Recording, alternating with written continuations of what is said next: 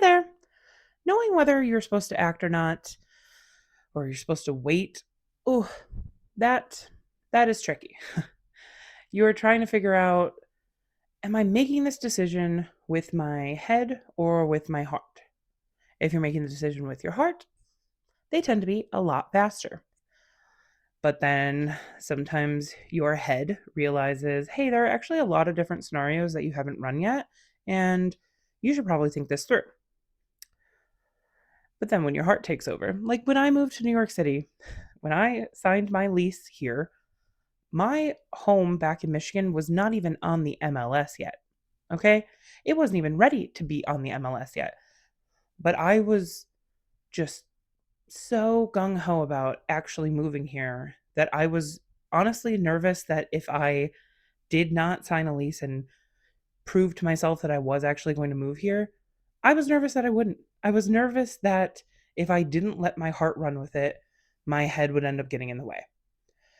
My head did have some say where even though paying both a mortgage and New York City rent was especially a lot at the time, my head had enough of a say just to run the numbers and make sure it was possible. But then there are other decisions that you make where your head has way too much of a say, like me doing the transition into consulting. Like a year or so ago, when I first started getting consulting clients through my network, I I had this thought. I just remember being almost like scared to talk about it, or even like scared to talk about it internally. Not even, definitely not talking about it with others, but internally being like, "Oh, what if I could actually like make this into a thing?" Just like how when my content previously was real estate stuff, it was easy for me to picture people watching New York City real estate content because people love New York City real estate. But then if I were to do consulting and I were to post videos to try and, not have to just leverage my network, then all of a sudden, oh no, they wouldn't be watching for New York City, they'd be watching for me. And then that led to, a year plus of me continuing to not go down that path and instead ended with me like having pretty bad burnout this past summer before I finally started taking the baby steps to, see if I could convince myself to be on camera more and convince myself that even when views tanked, it wouldn't mean the end of the world. And I proved that to myself over a few months until finally I just said screw it and went all in on the daily posting. And there are some decisions where your head and your heart are perfectly aligned. And I like to call that a Goldilocks decision, where it's like, perfect, we've run all the scenarios, everything looks great, let's move forward. Even if you run all the scenarios, probably take longer than you expect, but doesn't matter. Head and heart are on board, great.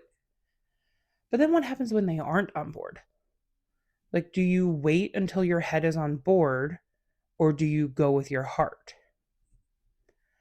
And that's always a tricky one because depending upon what you are going after, your head needs to be involved. Like if I had just said screw it and gone all in with the consulting without giving my head proper time to run the scenarios enough for me to figure out what I was going to do, that would have been a much harder decision. And I probably would have burnt out like by now, right? Or I would be scrambling constantly. But instead, like I'm on day 87 and I have the phrases that I will be talking about all the way through. I think I mapped it out like 100 and day 136. All right. So like I I've got plenty of ideas and the system that I've come up with allows me to move forward, continue with the clients that I do have and just not burn out, but also like not burn out. And I burnout is a major thing. But head and heart have to be in agreement, and when they are, I think that that also helps prevent the burnout. It helps give you the momentum to move forward, gives you a plan to move forward, and it just makes taking those next steps that much easier.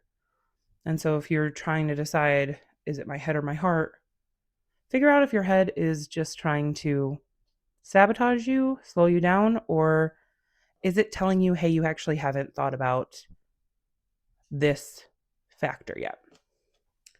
And so, because during my sessions I like to go down the question rabbit hole, I like to end my videos with a question. So today's question is, what is a decision that you're currently making in your life? And are you making it with your head or your heart? Or is this one of those rare Goldilocks decisions? Those are rare, but you got to jump on those when they happen. Like if you're not acting on a Goldilocks decision, honestly, if it's a Goldilocks one, you've probably acted on it. But if you haven't acted on it and you really want it and you are sitting there thinking to yourself, well, the only negative I can come up with is, what if I fail? Then you're letting your head stop you. Okay. Like, it's just, if you can't think of a specific, well, this would happen and I can't prevent it, unless that is just like, well, nobody's going to watch. Like, nobody's going to watch a video.